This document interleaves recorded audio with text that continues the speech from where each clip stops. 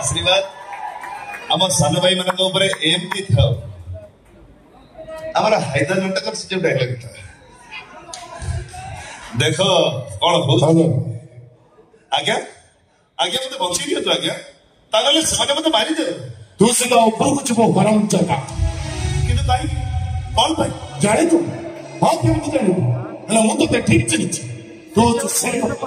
मो जंग 10 टा को मेडिकल पटी आज्ञा सबने भेज तू किए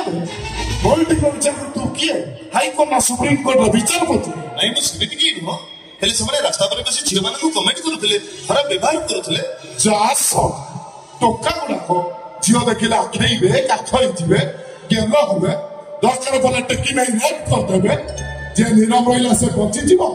जे फड़फड़ हला उभरू गला तो काई फाटुची आई कि ना आई डोंट बी को मारो को बहन रो भाई को बाप बहन रो भाई है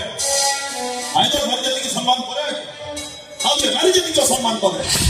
बात कोनो सामना कबाड़ दई पसी की पीटे से सामना कबाड़ दई की आसे अरे भाई दो चिन्निचू बब्बू चिन्निचू अबे बहुत बड़े बात आगे देख तो सामने के थी आई थी